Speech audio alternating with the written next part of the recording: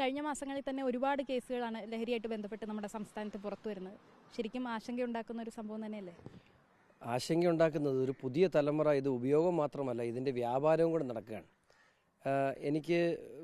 ഞാൻ പഠിച്ചിടത്തോളം ആദ്യം ചെറുപ്പക്കാർ ഇതിലേക്ക് വരുന്നത് ശരിക്കും ഇതിൻ്റെ ഡീലിങ്സിലാണ്. പിന്നീട് ഇതിൻ്റെ അടിമകളായി മാറുന്നത്.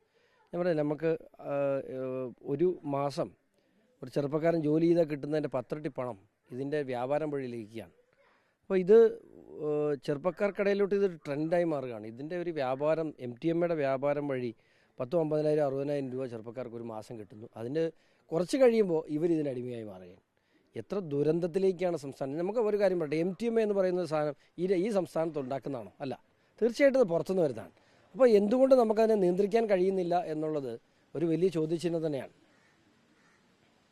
ഇപ്പോൾ നമ്മളൊരു ക്യാമ്പയിനൊക്കെ തുടങ്ങിയിട്ടുണ്ട്. അപ്പോൾ അതുപോലെ നമ്മൾ സമൂഹവും മാധ്യമങ്ങളും ഒക്കെ മുന്നിട്ടിറങ്ങിയാലല്ലേ ഈ ഒരു വിപത്തിനെ നാടിയിൽ നിന്ന് കരകയറ്റാൻ പറ്റൂ?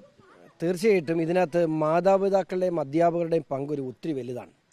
കുട്ടികളുമായിട്ട് കമ്മ്യൂണിക്കേറ്റ് ചെയ്യാൻ പറ്റണം. ഈ ഫോണിൻ്റെ പുറകെയാണല്ലോ നമ്മളെല്ലാം. ഇപ്പം ഞാൻ പറയാം, നമ്മളെല്ലാം ഫോണിൻ്റെ ചുറ്റുമാണ് നമ്മുടെ ജീവിതം. അതിനപ്പുറത്തേക്ക് കുട്ടികളുമായിട്ട് സംസാരിക്കാൻ സമയം കണ്ടെത്താനും അവരുടെ പ്രശ്നങ്ങൾ അവർക്ക് നമ്മളോട് പറയാനുള്ള സ്വാതന്ത്ര്യം കൊടുക്കാനും ഒക്കെ നമുക്ക് കഴിയണം. അത് ഇന്നത്തെ തലമുറയുടെ ഒരു വലിയ ആവശ്യമാണ്. പ്രത്യേകിച്ചും ഈ ഒരു അഡോളസൻ ഏജിലുള്ള കുട്ടികൾക്ക് അവരുടെ മാതാപിതാക്കളുമായിട്ട് നല്ല രീതിയിൽ കമ്മ്യൂണിക്കേറ്റ് ചെയ്യാനുള്ള സ്വാതന്ത്ര്യം കിട്ടിയാൽ തന്നെ പകുതി പ്രശ്നങ്ങൾ തീരും.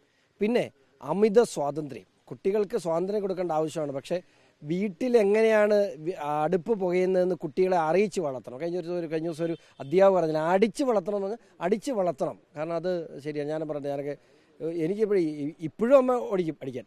അപ്പം ആ അടിച്ച് വളർത്തുന്നതിൻ്റെത് അതൊരു ആവശ്യമാണ് കുട്ടികൾക്ക് മാത്രമല്ല, മാനസികമായിട്ടും കുട്ടികൾക്ക് എന്തെങ്കിലും ക്രൈസിസ് ഉണ്ടായാൽ അത് ഫേസ് ചെയ്യാൻ അറിയില്ല കുട്ടികൾക്ക്. ഒരു വീട്ടിലെ പ്രതിസന്ധികളറിയില്ല. അപ്പനും അമ്മയും എങ്ങനെ ജീവിക്കുന്നു, അപ്പനും അമ്മയും എങ്ങനെ ഞങ്ങളെ പോറ്റുന്നു, ഇതൊന്നും മനസ്സിലാക്കാതെ ജീവിക്കുന്ന ഒരു തലമുറയ്ക്ക് മുമ്പിൽ ഈ സിസ്റ്റമേ മാറണം.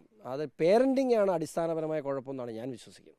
റിപ്പോർട്ടർ ചാനൽ നടത്തുന്ന വാർ അഗൈൻസ്റ്റ് ഡ്രഗ്സ് എന്ന ഈ നല്ല പരിപാടിക്ക് തീർച്ചയായിട്ടും കാലഘട്ടത്തിൻ്റെ ആവശ്യമാണ്. എൻ്റെ എല്ലാ ആശംസകളും.